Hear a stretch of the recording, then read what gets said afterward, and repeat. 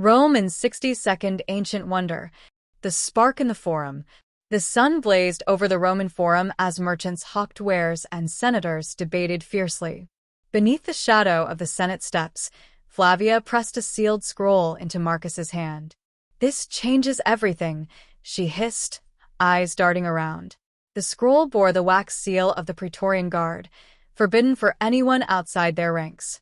Marcus unrolled it cautiously, his heart pounding. The words revealed a plot to overthrow the emperor within the next hour. "This is madness," he whispered, looking at Flavia. "Who gave you this?" Before she could answer, a shout erupted from nearby. 2 armored guards were pushing through the crowd, their eyes fixed on Flavia. "Run," she ordered. But Marcus hesitated, his mind spinning. The letter was addressed to Lucius Quintus, a man known for his ambition. Marcus realized this was no idle conspiracy. This was real. Gripping the scroll tightly, he bolted, Flavia on his heels. As they sprinted through the chaos of the marketplace, the ground shook. A deafening roar followed as part of the Forum's colonnade crumbled in a calculated explosion. The distraction wasn't meant for them, but for someone far more important. It was just the beginning. The chase through the aqueducts. The cool shadows of the aqueducts offered little reprieve as Marcus and Flavia darted through the maze of arches. The sound of footsteps echoed behind them, the Praetorian guards relentless. "We need to split up," Flavia panted, but Marcus shook his head. "They'll catch you," he said. She met his eyes with defiance, pulling a dagger from her belt. "Then I'll make it worth their trouble."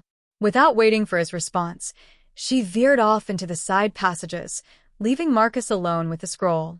Navigating the narrow paths, Marcus heard the clash of steel and screams. Flavia was fighting for her life, and he couldn't help but falter. He cursed his indecision but pressed forward. The scroll needed to reach someone who could stop the coup, and fast. Suddenly, a net dropped from above, entangling him. He struggled, but the guards who emerged were no ordinary soldiers. They were assassins disguised in Praetorian armor. "You've seen too much," their leader snarled, unsheathing a blade. Before he could strike, Flavia appeared from nowhere, bloodied but alive. She launched herself at the assassins, giving Marcus a chance to free himself. They fled once more, but their escape led them to a horrifying sight. Ahead, the aqueducts poured their lifeblood into the city, but now the water ran red. The arena's deadly secret. The Colosseum loomed like a monstrous beast, its corridors teeming with spectators oblivious to the chaos brewing outside. Marcus and Flavia slipped in through a servant's entrance, blending into the shadows. "Why here?" Flavia asked, clutching her wounded side. Marcus pointed to the scroll. "The final meeting is happening here, under the cover of the games."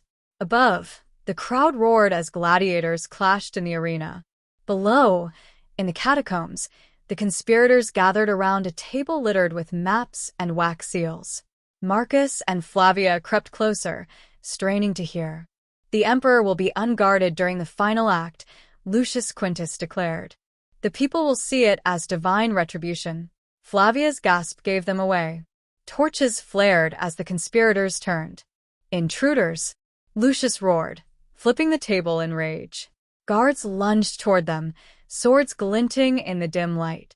Cornered, Marcus hurled a flaming brazier into the maps, setting them ablaze. The chaos gave them enough time to escape into the labyrinthine tunnels. Behind them, Lucius's furious shout echoed. "Find them! They cannot leave alive!" The Emperor's Gambit. Reaching the imperial palace was a Herculean feat, but Marcus and Flavia managed to infiltrate the outer gardens. Time was slipping through their fingers like sand. "We're too late," Flavia whispered. From their hiding spot, they saw Lucius's agents slipping into the palace, their blades glinting with purpose. "Not yet," Marcus said, determination hardening his voice. They sprinted toward the grand hall, dodging guards and scaling walls. Inside, the emperor stood before a gathering of senators, unaware of the impending threat. Marcus shouted, "Your Majesty, it's a trap." But his voice was drowned out by the sudden clash of steel. Lucius's men stormed the hall, cutting down anyone in their path. Flavia's dagger found its mark, and she fought like a lioness, buying Marcus enough time to reach the emperor. "You must leave," Marcus urged, thrusting the scroll into the emperor's hands. The emperor read it swiftly, his expression shifting from confusion to fury. "Seal the palace," he commanded. "Lucius Quintus will answer for this treachery." But even as the guards moved to obey, Lucius himself entered the chamber, sword in hand. Duel of shadows. The grand hall erupted into chaos. Lucius and Marcus faced each other, the latter armed with nothing but determination.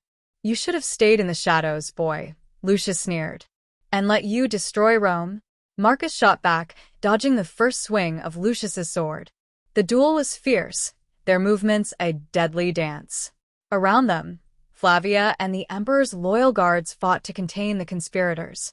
Lucius was stronger and more experienced, but Marcus's agility kept him alive. He used the environment to his advantage, overturning tables and leaping onto balconies. Finally, with a desperate move, Marcus disarmed Lucius. Before he could deliver the final blow, Lucius laughed. "Even if you kill me, the seeds are already sown. Rome will burn." Marcus hesitated, the weight of the words sinking in. But Flavia stepped forward, ending Lucius with a single thrust of her dagger. "Then we'll douse the flames," she said coldly. A new dawn. With Lucius dead and the coup thwarted, the emperor addressed the shaken Senate. "Rome owes its survival to these two," he declared, gesturing to Marcus and Flavia. But Marcus felt no triumph. Lucius's final words haunted him. As the city celebrated, he and Flavia slipped away into the streets. "Do you think it's over?" she asked. Marcus looked toward the horizon, where the first rays of dawn broke over the city. "No," he said. "It's just beginning,"